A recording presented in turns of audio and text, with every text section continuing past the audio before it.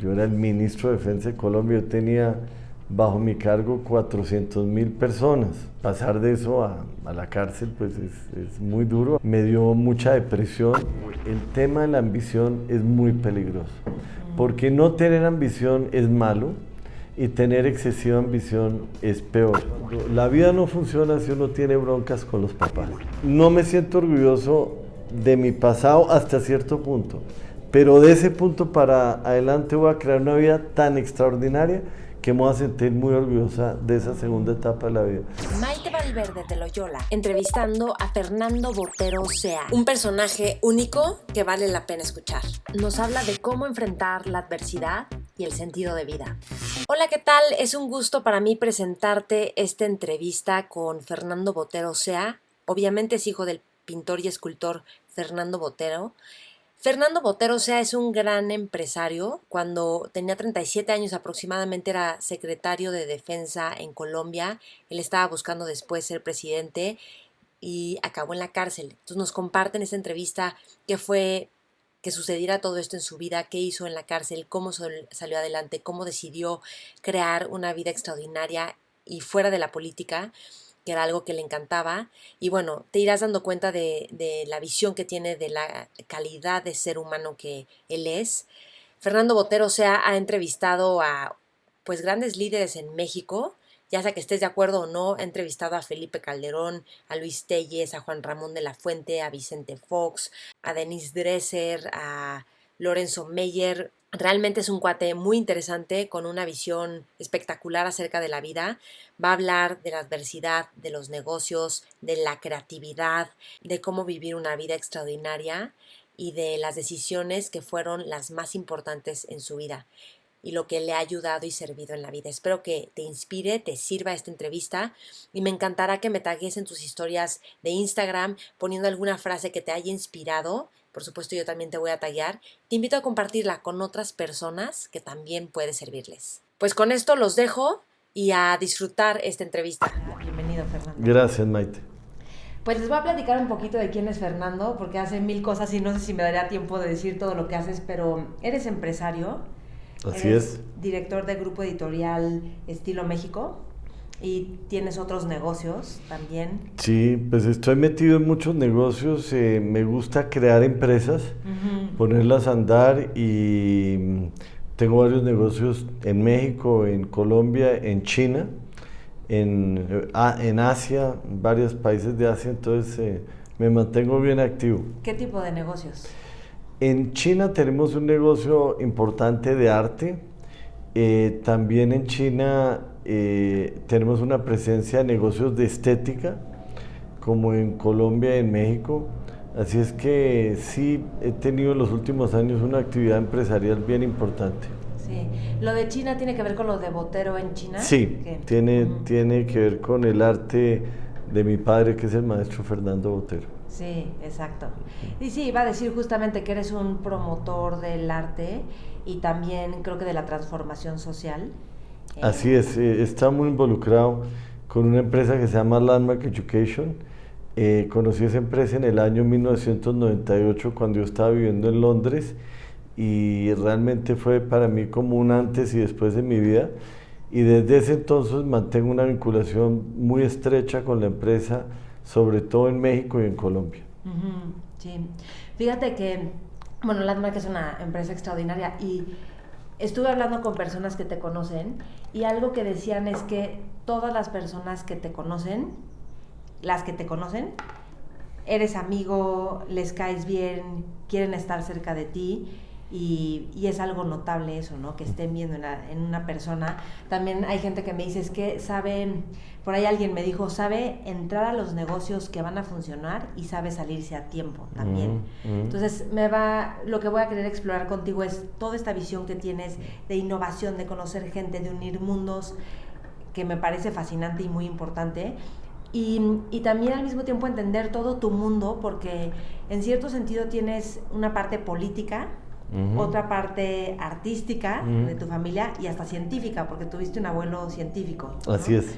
Entonces, ¿cómo es que todo esto en ti dan una expresión en el mundo, ¿no? Pues muy interesante porque, digamos, crecí en un hogar en donde por el lado de mi papá y de mi mamá, el tema fundamental era la cultura y el arte.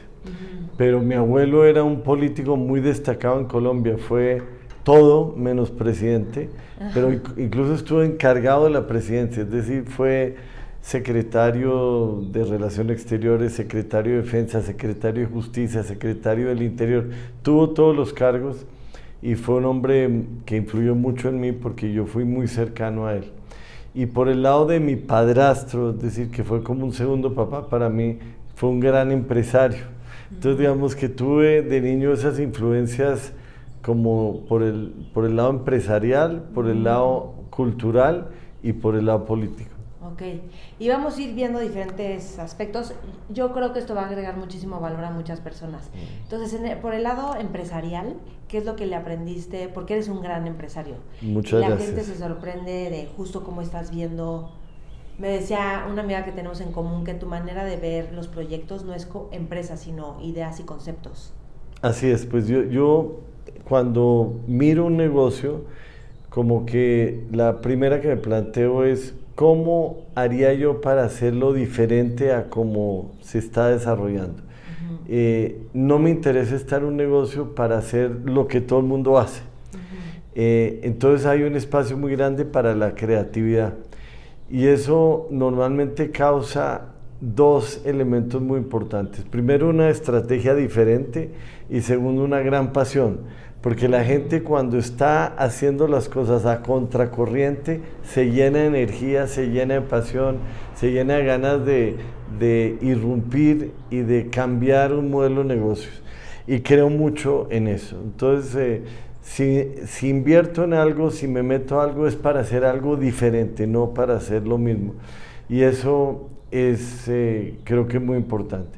Y como tú decías, si yo veo en un negocio que la misma forma de hacer las cosas es lo que está imperando y no logro cambiar, rápidamente me salgo.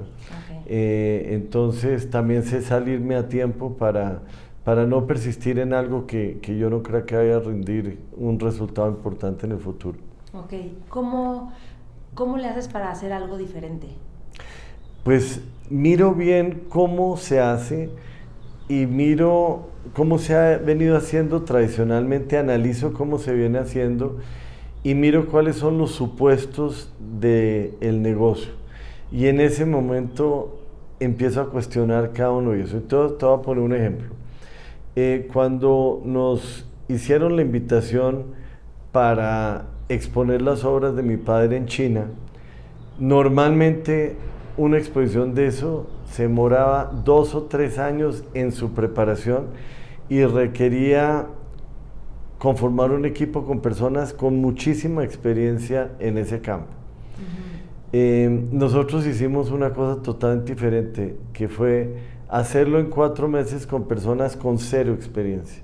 Entonces fue como un reto bien grande y eso obligó a cambiar todos los paradigmas, a cambiar la forma como se organizaba la exposición, cómo se presentaba, a utilizar medios muy novedosos de comunicación, redes sociales, 1000 cosas que no se habían hecho en China y que produjeron un resultado extraordinario. Entonces es un buen ejemplo de tomar un modelo de negocios muy establecido, que es hacer una exposición y hacerlo de una forma totalmente diferente con un resultado extraordinario. ¿Y qué fue lo que hicieron totalmente diferente?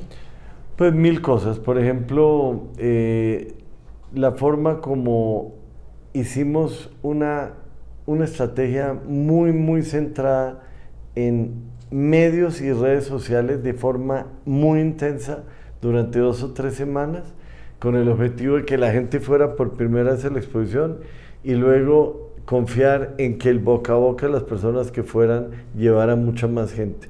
Entonces eso fue lo que hicimos, concentramos la inversión tanto en redes sociales como en Free Press, lo concentramos en 2 semanas, utilizamos una cantidad de material que mi padre había grabado años atrás, lo tradujimos al chino y lo pusimos como un material nuevo, como era recién traducido, efectivamente era un material nuevo, y eso generó que en los primeros 4 o 5 días de las exposiciones había 30.000, 40.000 personas en el museo, algo que no tenía, digamos, ningún registro en el pasado. Y obviamente esas personas tuvieron una experiencia muy grata y salieron y los indujimos a que compartieran en Instagram o en Facebook o en las plataformas de ese tenor que existen en China y que subieran las fotos de su experiencia. Entonces se volvió viral y eso empezó a atraer más y más gente. Entonces es un ejemplo de algo que no se había hecho. Claro, sí, qué padre. Sí. Fíjate, si alguien a lo mejor supiera de ti y decir, pues es hijo del pintor y escultor contemporáneo de los más importantes, y además hijo de una mujer que fue mecenas, que vio por la cultura, o sea, este hombre tiene la vida perfecta, no tiene nada que resolver en su vida. Y claro que todos tenemos nuestros propios desafíos y a mí me gustaría saber cuáles han sido los contratiempos o desafíos más grandes a los que te has enfrentado y cómo los has y qué has hecho al respecto, ¿no? Para salir. Pues yo diría que tener papás famosos es una ventaja y es una tremenda desventaja. Sí, porque es lo que ambas hagas es estar cosas. opacado por lo que Exacto. tus papás. Es decir, cuando hay un árbol muy grande, las semillas de ese árbol prácticamente no nacen, ¿no? Porque genera una sombra tan fuerte que no nacen las semillas al lado de un árbol muy, muy importante. Esa es la naturaleza. ¿Qué te decías tú de niño, o sea, o de chico, al ver a tus papás tan grandes, tú qué pensabas de ti mismo? Yo pensaba siempre que no me gusta ser hijo de, sino yo voy a abrir mi propio camino. Okay. No me importa qué tan alto llegue o qué tan importante sea mi resultado, pero va a ser mi propio camino.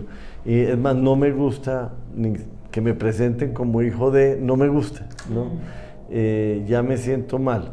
Entonces eso creo que ha sido muy importante en mi vida, pues sí, el privilegio y el honor de ser hijo de personas importantes, pero esa lucha muy fuerte que he tenido siempre para tener mi propia identidad, mis propios logros. Y de hecho mi vida ha sido difícil en muchos sentidos, fácil en otros sentidos, pero pues yo he tenido momentos muy difíciles, estuve en la cárcel, que eso es una experiencia muy dura. Aquí me gustaría entrar en algo que es que tú eras ministro de Defensa y de lo que se te acusó es que aceptaron dinero del narco para la presidencia, ¿no? En la campaña presidencial. Sí, yo acabé metido en ese problema por haber sido el director. En Colombia, por cierto. En Colombia, por haber sido el director de esa campaña.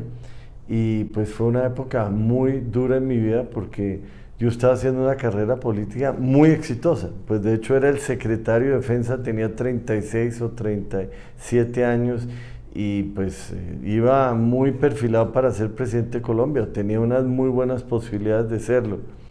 Y de pronto, en el momento más extraordinario de la carrera política y tal, de pronto se vino todo abajo y no solamente perdí mi carrera, sino tuve una cantidad de contratiempos familiares, se me acabó el matrimonio con mi esposa de ese momento.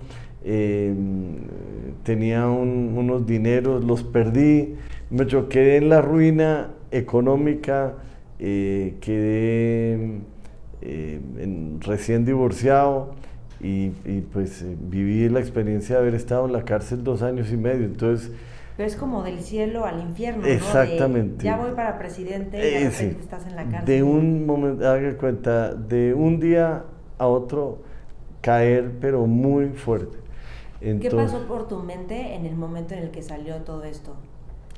Bueno, te dijeron, pues te vamos a tomar preso. Pues fue un momento muy duro en mi vida, aunque es curioso, yo sabía que eso iba a pasar.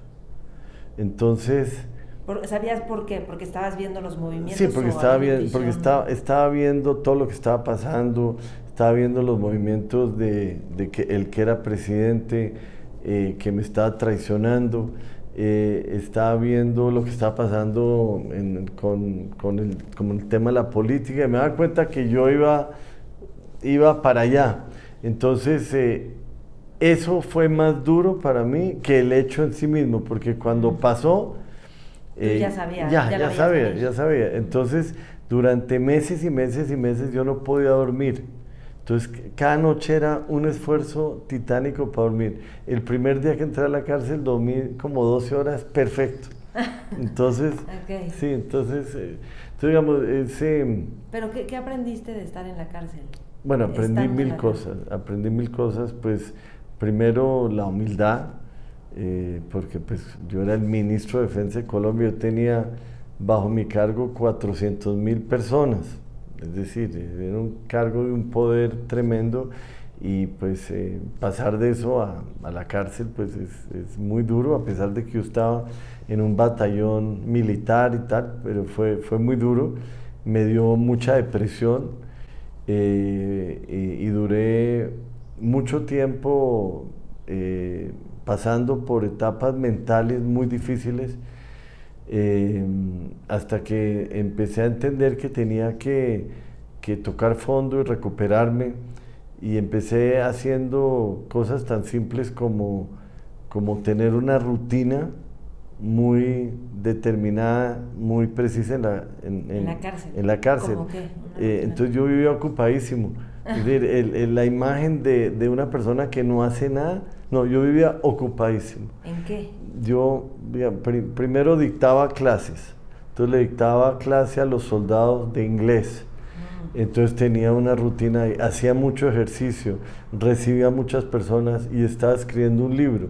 Entonces yo tenía un horario de cuenta, 6 de la mañana me levantaba, hacía una cantidad de ejercicio como hasta las 8 de la mañana, desayunaba, después iba a dictar clases, volvía, escribía el libro durante 1 o 2 horas, volvía a dictar clases, recibía citas por la tarde, llegaban mis hijos. Yo vivía ocupadísimo, la gente no podía creer. Decía, óigame, es que queremos ir a verlo el martes. Y yo, no, el martes no tengo tiempo. Y bueno, el miércoles tampoco, jueves tampoco, pero la semana siguiente, no, así. Eso fue muy importante. También me vestía muchas veces de saco y corbata, que también era algo muy importante como para la psicología que yo estaba viviendo en ese momento, como vestirme, no vestirse como uno se vestiría en una situación así, sino de saco y corbata, como si estuviera trabajando en un despacho. ¿Tuviste ayuda psicológica mientras tú estabas preso? ¿O? Siempre, porque yo creo que una de las cosas muy importantes o de las lecciones es que la persona débil no pide ayuda y la persona fuerte pide ayuda. Ah, me encanta. Sí, eso es clarísimo. Entonces, el llanero solitario es débil. Entre más poderosa es la persona, más ayuda pide. Y pues yo me acostumbré a pedir ayuda, yo pedí ayuda. Okay. Entonces me visitaban psicólogos y hablaba con ellos, o si no por teléfono, pero siempre tenía dentro de la rutina de la semana por lo menos 1 o 2 horas de tratamiento psicológico. ¿No te enojaste muchísimo de toda esta situación? O sea, de saber desde antes que te estaban presionando, que te iban a inculpar. Sí, me enojé muchísimo y llegué a una conclusión, y es que no saca uno nada con enojarse. Es decir, si enojarse... Más que un montón de tensión. Sí, exacto. Si enojarse resolviera las cosas, pues enojarse sería una estrategia válida, pero me di cuenta que por más enojado que uno esté, no cambia la realidad. Entonces, más bien, trabajé mucho en superar el enojo, en aceptar lo que estaba viviendo y concentrarme en lo más importante, que era salir de ahí lo más pronto posible. Okay. Entonces, dentro de las cosas que hacía todos los días era estudiar mi caso. Y muy pronto, sin ser abogado, sabía yo ya más de mi caso que los abogados. Eso también me ayudó mucho. Okay. Entonces, sales a los 2 y medio años. 2 años y medio. 2 años y medio. Sí. Sales y ahí es cuando te vas a Londres, o te quedas en Colombia. Me voy a Londres. ¿Por qué a Londres? Me voy a Londres por ninguna razón especial, sino que mi hermana estaba viviendo en Londres. Entonces me invitó a pasar una temporada. Cuando estaba en Londres, me fui a París a pasar un fin de semana y me fui a la Torre Eiffel solo, íngrimo, solo, subí hasta la punta de la Torre Eiffel caminando que es una subida fuerte, y pasé todo el día en la Torre Eiffel mirando hacia el horizonte y la reflexión era, ¿qué hice tan mal en mi vida de suerte que hubiera acabado donde acabé? ¿Qué errores cometí?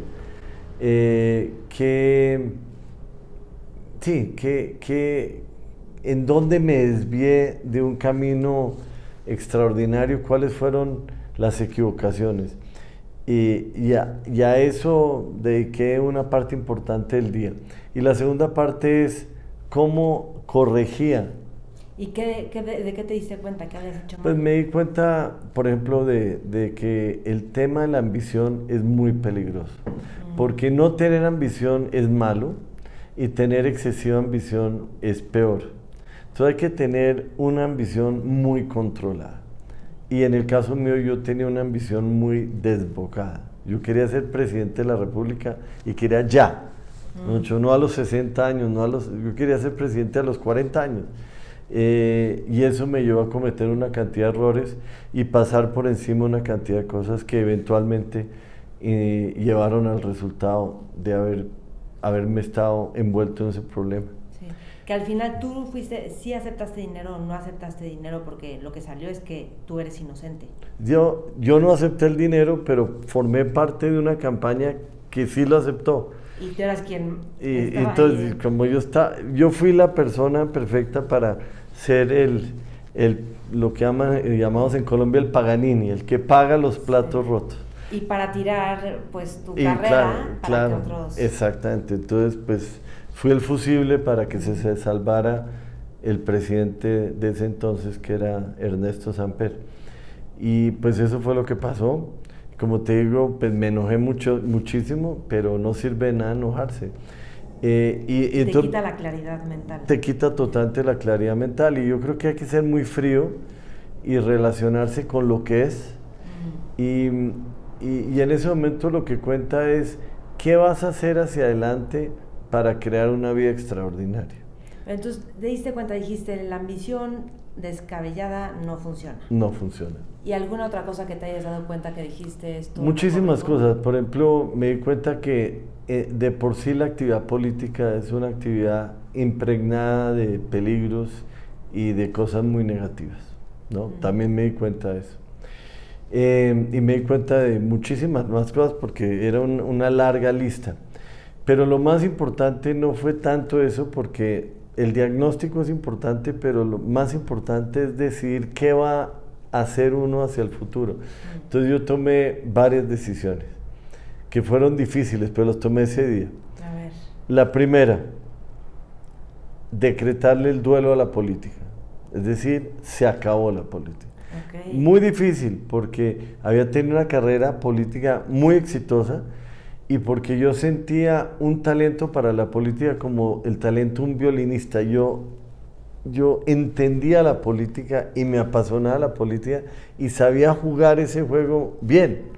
Wow. Y era momento de renunciar a tus 40 años más o menos. A los 40 años, sí. Okay. Qué fuerte, ¿no? Muy fuerte. Habiendo trabajado por... tantos años, tuve una carrera política de 20 años muy exitosa y fue decretarle el duelo a eso. Muy difícil porque, repito, sentía un talento para eso. Es como si un violinista talentoso le dicen, no toque más el violín. Es muy duro, me dio muy duro.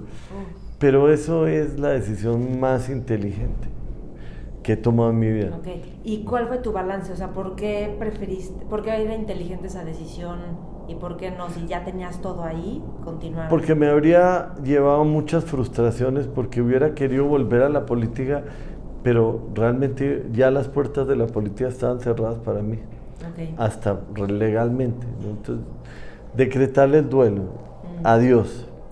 Segundo, tomar la decisión de vivir por fuera de Colombia.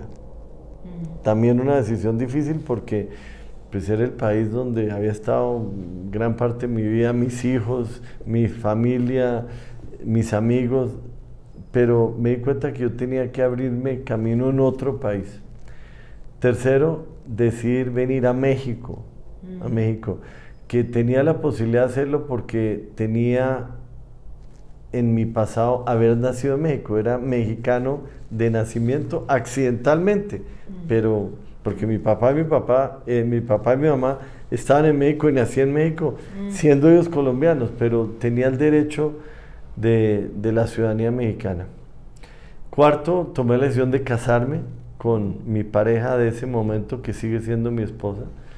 Y quinto, había tenido un distanciamiento muy grande con mi padre. A raíz de todo lo que ha pasado, tomé la decisión de arreglar esa relación, pasara lo que pasara. Entonces, me bajé de la Torre Eiffel con claridad. Okay. No más política, una vida más bien en los negocios. Me caso, arreglo la relación con mi papá, me voy a vivir a México y realmente empiezo una nueva vida. Okay. Y eso fue muy importante para mí. No, y la relación con tu papá, pues qué importante, ¿no? O sea, sí. La relación con nuestro papá, todos, sí. ¿no? Cuando arreglas eso, arreglas un montón de problemas que ni sabemos, ¿no? Exacto, pues digamos, cuando la vida no funciona si uno tiene broncas con los papás. Exacto. Eso es una ley de vida. Gran parte de la energía que uno tiene se va en pelear con los papás cuando hay esas peleas. O aunque no estén vivos, en los resentimientos. En los resentimientos. Entonces, eso para mí era algo importante. Yo resentía mucho que mi papá, entre comillas, no me hubiera apoyado y lo criticaba mucho por eso. Y tomé la decisión de asumir totalmente la responsabilidad por lo que ha pasado y de hacer lo que fuera necesario, y reitero, lo posible y también lo imposible para arreglar la relación. Y bueno, pues... ¿Lo arreglaste? Y lo arreglé. Entonces hago fast forward un año o dos, y entonces en un año o dos ya estaba viviendo en México, ya estaba casado, ya había reparado la relación con mi papá, ya había empezado a hacer negocios de manera exitosa y ya me sentía viviendo una nueva vida. Okay. Y tuve una reflexión muy interesante acerca de cómo puede uno reparar temas del pasado, y creo que eso vale la pena compartirlo, ¿no? Entonces encontré que hay 3 formas de arreglar temas del pasado.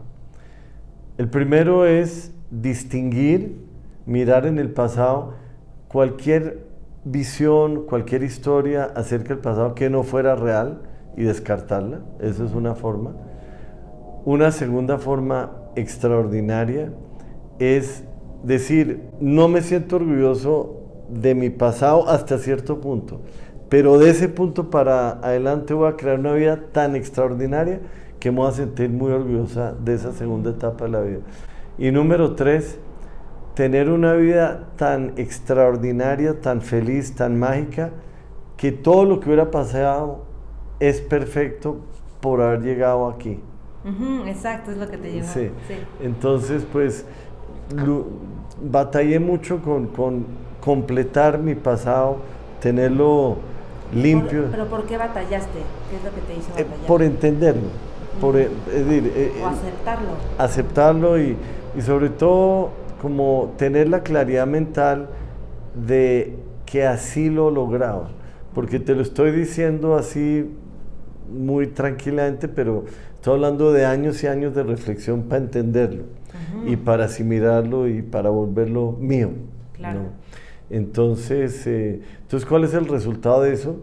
El resultado es que, si bien no me siento orgulloso de lo que pasó en Colombia en esa campaña presidencial, me siento muy, muy orgulloso de la vida que he hecho desde ese momento para acá. Estoy hablando de los últimos 25 años de mi vida. ¿Qué es lo que te da orgullo de estos últimos 25 años? Pues porque he podido contribuir a muchísimas personas, he trabajado en el campo empresarial y le he dado oportunidad de trabajo a centenares, si no miles de personas.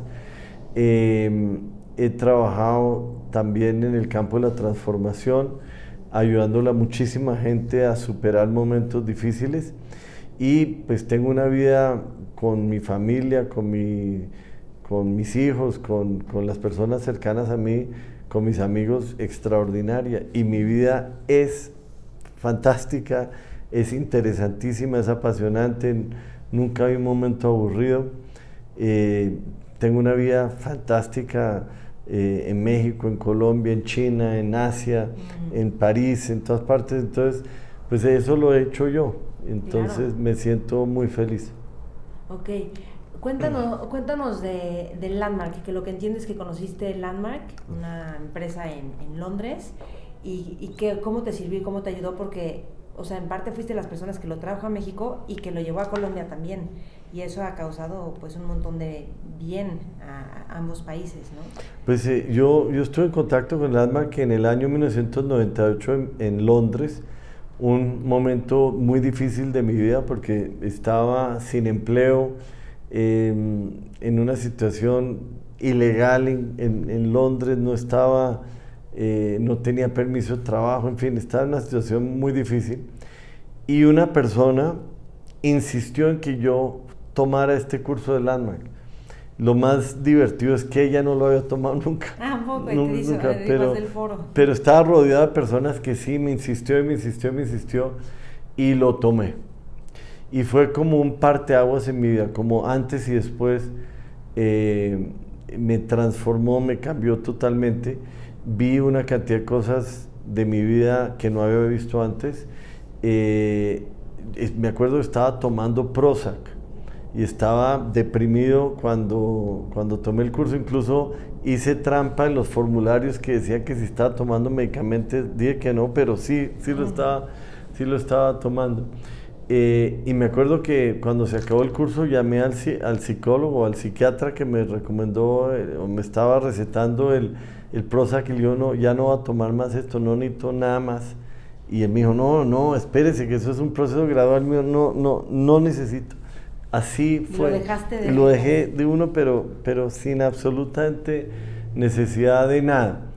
¿Qué te diste cuenta en este curso? Me di cuenta por la intervención de una niña muy joven, una niña como de 20 años, 21 años.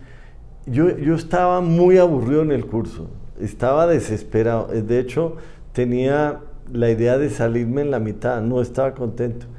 Pero de pronto levanta las manos una niña inglesa muy joven, por ahí de 22 años, 23 años, y empezó a compartir enfrente del salón que había peleado con el novio y que por lo tanto se le había acabado la vida. Y me pareció totalmente ridículo, absurdo. Y claro. Me pareció, entonces me interesé en lo que estaba diciendo, porque me decía, oiga, pero qué niña tan estúpida, ¿cómo así que se le acabó la vida? Eso es ridículo, tiene toda la vida por delante. Y empecé como a engancharme, y de pronto, ¡pum!, me di cuenta que la misma conversación que tenía la niña con respecto a esa vida era la conversación mía con mi propia vida teniendo 40 años. Wow. Sí, entonces en ese momento fue como, bueno, me acuerdo que cuando capté eso fue como si me hubieran pegado un martillazo en el centro de la frente. Como que senté y wow, ¿no? ¿Qué se abrió para ti en ese momento? Pues una segunda vida, que yo podía empezar una segunda vida en ese instante, y que no tenía ninguna razón para que fuera inferior a la primera, sino muy superior. Entonces me acuerdo una frase que era one day o day one. Ajá, algún día o día uno. Exacto, algún día.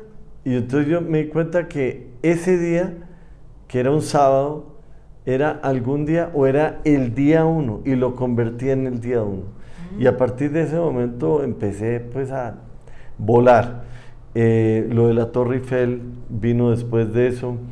Que te llevó a tomar decisiones, sí, a darte cuenta que tenías que sanar con tu papá. Exactamente. Es que eso, wow. Exactamente, una cantidad de decisiones, y ahí empezó mi vida a funcionar, y me involucré muchísimo en Landmark. Una de las decisiones de la Torre fue venirme a vivir a México, y le pregunté a la gente de Landmark, óyeme, ¿cuál es tu dirección en México? Me dijeron, no hay operación en México. Pero ¿cómo así? Eso no puede ser, gravísimo, no, es inaceptable. Yo sí. ¿Por qué? ¿Por qué inaceptable? ¿Por qué? Porque yo iba para México y no iba a tener dónde participar en los programas de Landmark. Claro. Y entonces, así de la nada, le dije, me acuerdo, estaba hablando con la directora de Landmark, le dije, óyeme, ¿tú me darías la oportunidad de crearlo en México? Me dijo, ¿qué? Dijo, sí, yo quisiera asumir el reto de crear eso en México. Y me preguntó, ¿y usted ha estado en México? Le dije, no. ¿Y usted conoce a alguien en México? No, tampoco, pero no importa. No importa, yo soy capaz de hacer eso en México. Y de hecho llegué a México y al poco tiempo, al año y medio, hicimos el primer foro Landmark en México, que fue, creo que fue el 2000 o 2001. Yo llegué acá en el 99, entonces al poco tiempo. Y fue extraordinario, y como tú lo dices, Maite, Landmark es una organización ya muy consolidada en México. Hay miles de personas que han tomado los cursos de Landmark, y después, unos años más tarde, me pasó lo mismo con respecto a Colombia, y lo llevé a Colombia, y también miles de personas lo han tomado en Colombia. Entonces me siento muy feliz de que esa educación que beneficia a tantas personas, pues yo hubiera sido la pequeña semilla, tanto en México como en Colombia. Yo cuando conocí Landmark, yo decía, ellos te enseñan a pensar primermundista, como hacia adelante, y realmente dejando en paz el pasado, ¿no? Entonces, creo que para todas nuestras culturas de Latinoamérica y para todas, ¿no? Es increíble tener esto. Sí, lo es. Pues, una de las cosas que aprendí de Landmark es que uno saca cero cuando uno piensa en el pasado. Pensar en el pasado no genera mayor cosa. De pronto, mirar alguna lección que uno pueda derivar de un incidente o de una situación, pero lo que genera todos los resultados del mundo es pensar en el futuro. Okay. Eso es extraordinario.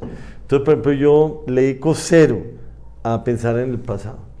Le dedico cero a tratar de reparar el pasado. No me interesa reparar el pasado.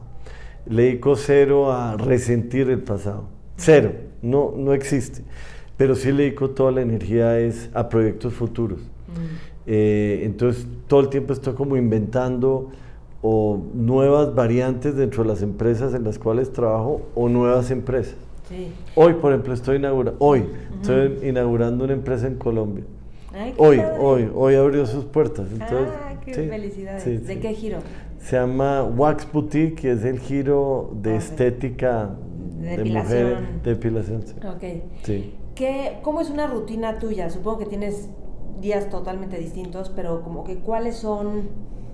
¿Qué es lo que siempre haces de tal forma que, porque me decía gente que te conoce, yo no sé cómo es él, siempre está pensando en nuevas posibilidades, cómo crear y esta innovación, y cómo mantenerte en nuevas posibilidades todo el tiempo? O sea, ¿qué es lo que hace este tipo para hacer eso, no?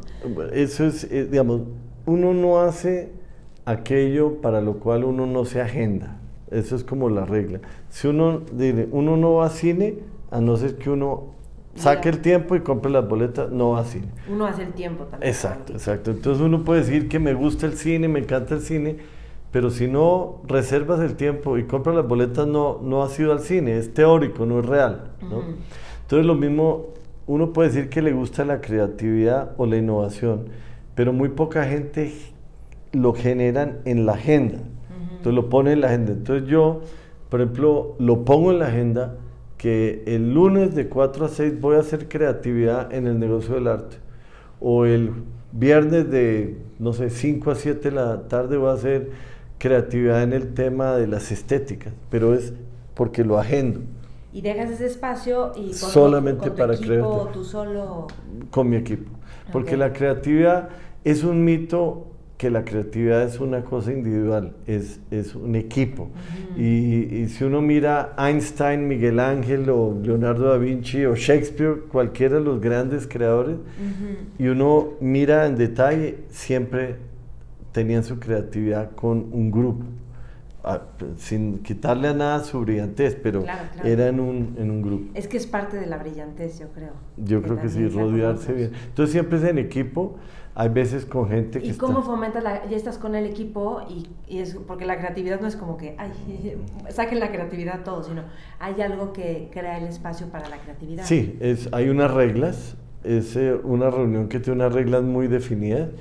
Es una reunión que no dura más de 2 horas, porque la creatividad tienes que tener la mente como muy viva y se cansa uno, después de 2 horas se cansa. Entonces, máximo 2 horas, un tema, y el tema arranca con describir lo que es, sin ponerle ningún adjetivo, lo que es. Mucho lo que es, no bueno, no malo, lo que es. Y ver cuál es la oportunidad para la creatividad, es decir, cómo la creatividad puede transformar lo que es. Entonces, normalmente siempre hay un problema. Entonces, por ejemplo, voy a ponerte un ejemplo. En época de lluvia hay muchas cancelaciones en las citas de las estéticas. Es lo que es. Cuando la gente llueve, cuando hay lluvia en México, la gente no quiere salir en el carro, no quiere mojarse, entonces cancela.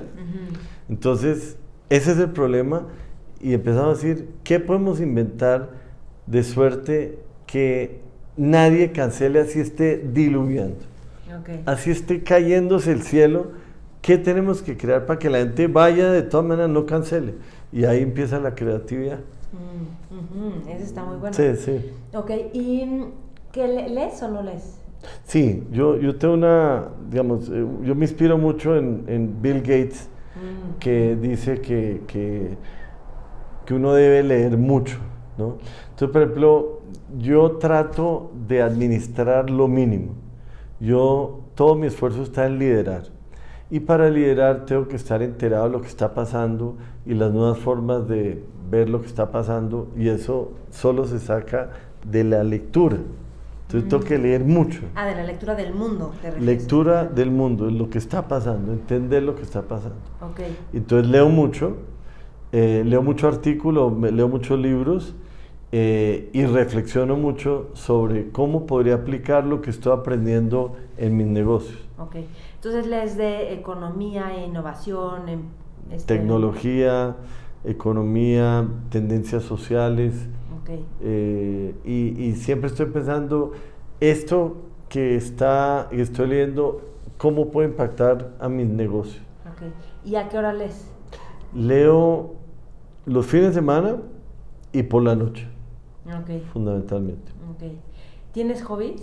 Muchos. Muchísimo. El parapente, ¿no? Sí, pues digamos, me gustan mucho los deportes, hago muchísimos deportes, hago parapente, paramotor, caballo, tenis, vela, esquí. ¿Pero a qué hora haces eso, Fernando? Muchísimo deporte, muchísimo, todos los días hago, y los fines de semana mucho, y creo mucho en un concepto que se llama plenitud. Plenitud es cuando tienes infinidad de cosas que te interesan. Entonces, por ejemplo, yo todo el tiempo estoy tomando clases. Por ejemplo, ahorita estoy tomando clases de magia.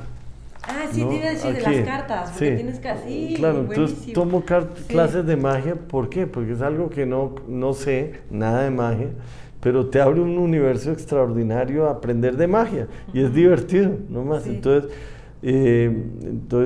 tomo. Por ejemplo, ¿qué te ha abierto la magia? Por ejemplo, la magia, me doy cuenta que hay una parte que es la mecánica de cómo uno hace el efecto, pero más importante es lo que tú vas hablando mientras que haces el efecto, porque el show que les vas haciendo. Exactamente. Y eso es muy creativo. Entonces me ha fascinado lo de la magia.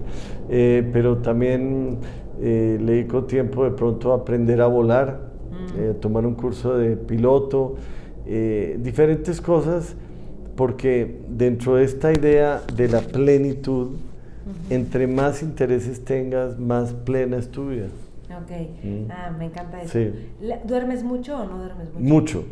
¿Cuánto es mucho? Mucho trato de dormir 8 horas a la noche, porque, está absolutamente comprobado que lo que uno aprende durante el día se pierde en la noche si no duermes bien. Eso está comprobadísimo en la ciencia del cerebro, que, para asimilar y que te quede en el disco duro lo que aprendes durante el día, tienes que dormir bien. Entonces, por razones de salud y por razones de mantener la mente perfecta, tengo un compromiso conmigo mismo de dormir 8 horas al día. Ok. Si tuvieras que darle un consejo a emprendedores que quieren ser empresarios y tener múltiples negocios, ¿qué les dirías? Está bien fácil. No vas a tener éxito siendo un Me Too. No vas a tener éxito siendo uno más. Estás muerto. Eso... Un Me Too es un yo también. Yo también. Entras en lo que se llama el océano azul, lleno, océano rojo, lleno de tiburones que te van a morder y te van a acabar. Entonces, no hay posibilidades para el éxito si quieres hacer algo que todo el mundo hace.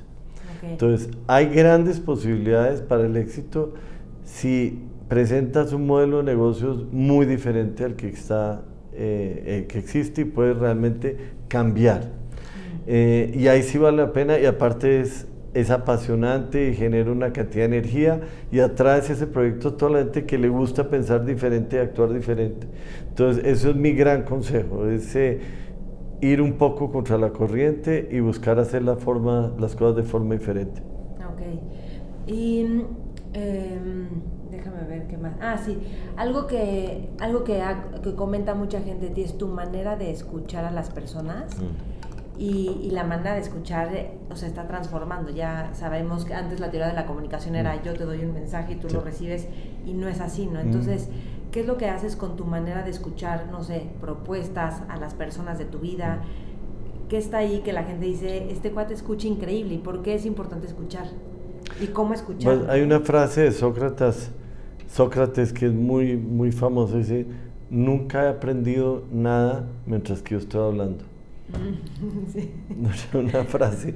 Una frase muy profunda. Entonces, yo pienso que uno aprende al escuchar, pero los seres humanos rara vez escuchamos o sabemos escuchar, y es una práctica de realmente estar presente y realmente dejar que la información que te está entrando llegue sin ningún tipo de juicio de valor. Eso es una práctica, es difícil. Hay muy poca gente que sabe escuchar, y es un talento mucho más importante que saber hablar. Y yo pues hago esfuerzos grandes por escuchar realmente, ¿no? Okay. Entonces, cuando alguien me está haciendo una presentación, realmente estoy concentrado en escuchar. Okay. Y después yo valoro si me gustó o no me gustó, si me quedo con algo, lo descarto, pero eso ya es posterior. Le doy la oportunidad. Ok, muy bien. ¿Hay algo... Bueno, ¿qué más haces tú para mantener una mente que esté como revolucionándose o innovadora?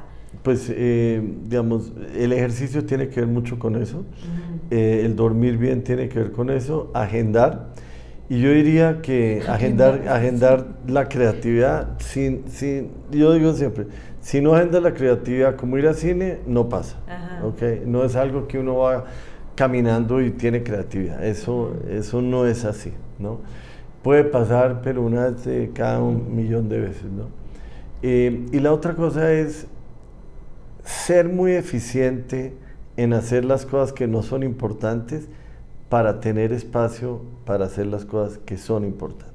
Por ejemplo. Entonces, yo todos los días tengo una lista de máximo 25 cosas que tengo que hacer durante el día, pero las tengo muy, muy, muy claras cuáles son las que son fundamentales, mucho. No me puedo ir a dormir sin haberlos hecho, y hay otras cosas que si las hago está bien, es un avance, pero entonces hago rápidamente esas cosas que son muy importantes para tener tiempo durante el día, bien sea para leer, para pensar, para hablar con gente, para escuchar, para hacer esas cosas que la gente rara vez hace y que hacen una gran diferencia. Creo que convives muchísimo con un montón de personas y eso también enriquece y va revolucionando, ¿no? Sí, pues digamos, normalmente, digamos, casi todos los días, casi sin excepción, casi todos los días desayuno con alguien, como con alguien y ceno con alguien. Es raro que eso no sea así. Entonces, pues, es muy interesante, pues estoy, pues, por lo menos 3 veces al día en una comunicación importante con al menos alguien, una persona. ¿Qué le dirías a personas que tienen empresas cómo hacer sus negocios grandes y crecer? Porque todo el mundo quiere que su negocio crezca, ¿no? Yo te diría algo que es un contrasentido. la persona que quiere crecer el negocio realmente tiene poca opción de hacerlo. Yo diría que lo importante es dedicarse a que un negocio en pequeño funcione perfectamente, dedicarse a que tenga una experiencia de cliente fantástica, que tenga unas eficiencias operativas en pequeño. Y cuando uno tiene como la tacita de plata perfecta que brille, tener otra conversión que es la conversión de escalar. Pero la gente normalmente no sabe. Empieza algo que funciona más o menos bien y lo crecen, pero a la larga ese crecimiento es muy débil porque no está perfectamente diseñado desde el principio. Entonces hoy día, digo, la mejor forma de crecer rápidamente es en pequeño, perfeccionar y después crecer. ¿Y qué dirías sobre el fracaso? Sobre fracasar, bueno, tienes una buena experiencia, ¿no? Pues hay solo hablamos de eso, porque dijiste he tenido también otros contratiempos y desafíos. Muchísimo fracaso. Yo diría que la definición de Churchill me encanta, que es fracasar, digamos que el secreto de la vida es saber separar de los fracasos sin perder el entusiasmo. Esa es una frase de Churchill. Yo creo mucho en el fracaso, porque si nunca fracasas, estás jugando un juego muy tímido, estás jugando con las cartas muy pegadas al cuerpo. Entonces, yo invierto mucho en varios proyectos, unas inversiones limitadas, pero acepto desde el primer momento que lo más probable es que fracase. Y estoy tranquilo, es como agarro ese dinero y lo invierto en un proyecto, por ejemplo, el que estoy inaugurando hoy, invertí un dinero y lo más probable es que fracase. Y estoy tranquilo, ya ese dinero no es mío. Pero si llega a funcionar, como es algo que nadie está haciendo en Colombia, nadie está haciendo eso, puede ser un éxito monumental. Entonces, ese es un ejemplo. ¿Dónde se hace la cera una mujer en Colombia? Pues todo el mundo en la estética del barrio. Este es el primer sitio en Colombia, el primero, que lo único que hace es eso. Está especializado en cera. Puede que sea un fracaso, puede que sea un éxito colosal. Eso lo vamos a ver en los próximos días. En este negocio. Sí, padrísimo. Y si tuvieras que darle un mensaje al mundo... pero antes de ir a eso, ¿tu papá qué dice de todo esto? De ver pues todo el cambio, toda la transformación y de haberte acercado a él y completar tu relación con tu papá. Pues digamos, tenemos una relación muy, muy importante, familiar. Le tengo una admiración brutal, me parece que es el ejemplo de creatividad más increíble. Hace creatividad todos los días, eso es su profesión. Y siento que un gran acierto en mi vida fue haber arreglado las cosas con él, que me ha permitido tener una relación extraordinaria en los últimos 25 años. Y él es grande, tiene 88 años, sigue creando, sigue trabajando y es una gran inspiración para mí. ¿Qué es lo que le has aprendido a él a lo largo de tu vida? Pues le he aprendido muchas cosas. Una es, él tiene algo extraordinario, es que tiene una capacidad de concentrarse en lo que está haciendo que es impresionante. Es decir, él termina una exposición y al día siguiente arranca una siguiente exposición y lo único que le importa y está concentrado en eso hasta que termina. Entonces eso le da una energía como un láser muy muy efectiva y eso es una forma en que yo también he querido trabajar siempre. La dedicación, ¿no? Sí, también concentración. Concentración. ¿Algo más que digas esto también es clave? Bueno, de él he aprendido cantidades de cosas, por ejemplo, la forma en que se relaciona con... la gente tiene la idea que el artista está en su estudio y está creando y yo he aprendido a través de mi padre que eso es un mito. Sí, él puede estar en el estudio trabajando solo, pero ha hablado con el crítico, ha tenido conversaciones con el curador, va a cenar con el director de un museo, va a hablar con un historiador del arte y es esa confluencia de todas esas conversaciones que generan el ambiente en donde la creación funciona. Entonces, aún en el arte, el trabajo en equipo es muy importante. Sí, wow. Y Algo más te iba a decir, espérame un segundito. Ya para ir terminando. Sí, sí. Ok. Ah, sí. ¿Qué es lo que tú quisieras transmitirle como legado a tus hijos y a tus nietos? Que tienes ya nietos, ¿no? Ya tengo hijos, Pero es tengo como que- 5 nietos, Así 3 como- hijos. perdón, 5 nietos y 3 hijos, sí. tres. Pues yo diría que, a ver, creo que la frase que más me impacta a mí es una frase de Borges, que decía, el único fracaso en la vida radica en no saber ser feliz.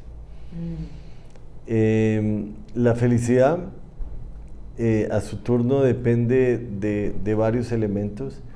Uno es tener una actitud positiva, uno es tener extraordinarias relaciones, un tercer elemento es encontrarle un significado a la vida, un cuarto elemento es tener los logros y un quinto elemento es tener siempre una visión de futuro. La persona feliz siempre está pensando en el futuro. Entonces yo les inculco a mis hijos mucho esos elementos. ¿cuál es el sentido de la vida? Pues tener una razón de existir. En el caso mío, mi razón de existir es crear prosperidad y transformación en América Latina. Ok.